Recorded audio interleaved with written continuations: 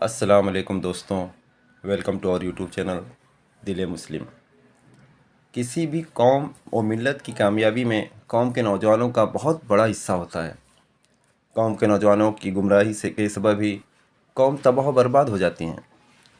آج ہماری قوم کے نوجوانوں کا اسلام سے دور ہونے اور اسلامی تعلیمات پر عمل نہ کرنے کی دو وجوہات ہیں۔ نمبر 1، وہ علمی، فکری، سائنٹیفک اور فلسفانہ سطح پر اسلام کی حقانیت پر پوری طرح سے مطمئن نہیں ہیں۔ نمبر 2، ہمارے قول و عمل میں فرق کی وجہ سے۔ جب اسلام کا نام لینے والوں کے قول و عمل میں فرق ہو تو نوجوانوں کا اسلام پر عمل کرنا تقریباً ناممکن ہو جاتا ہے۔ ذرا غور کیجئے، الحمدللہ ہم سب مسلمان ہیں، لیکن ہمارا دینی گراف دن بدن گرتا ہی جا رہا ہے۔ جب ہم اپنے آپ کا محاسبہ کرتے ہیں تو صاف محسوس ہوتا ہے کہ ہمارے اندر دین نہ ہونے کے برابر ہے اور ہمارا کردار اسلامی کردار کی بجائے کچھ اور ہو چکا ہے۔ ہمیں اس بات کو ماننا ہوگا کہ قوم کے زیادہ تر نوجوانوں کا میلان دین کی طرف نہیں رہا۔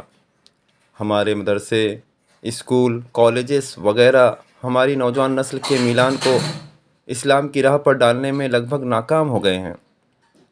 ہماری نوجوان نسل کا میلان فحاشی، سستی، جذباتی لذتوں کی طرف ہو گیا ہے۔ اس کی وجہ سے جو کردار و عمل میں خرابیاں آ گئی ہیں وہ بیان کرنے لائق نہیں ہیں۔ آج نہ عالموں کی کمی ہے، نہ ہی مسجد اور مدرسوں کی، اور نہ ہی اپنے اسکول اور کالجز کی۔ آج دنیا میں تبلیغ و تربیت کے لیے نہ جانے کتنے ذرائع استعمال ہو رہے ہیں، لیکن پھر بھی برائی روز بروز بڑھتی ہی جا رہی ہے۔ ہمارا اپنے بچوں کے ساتھ سلوک صرف شکوے تک رہ گیا ہے کہ وہ دین کی طرف دھیان نہیں دیتے اور یہ بہانہ کرتے ہیں کہ قیامت قریب ہے، اور یہ تو ہونا ہی ہے، یہ سب قیامت کی نشانیاں ہیں۔ یہ ہمارا اعتراف شکست ہے، اور جیسے ہم نے انڈائریکٹلی تسلیم کر لیا ہے کہ ہم اب بری طاقتوں سے لڑ نہیں سکتے اور نہ ہی اس کے اثر کو کم کر سکتے ہیں۔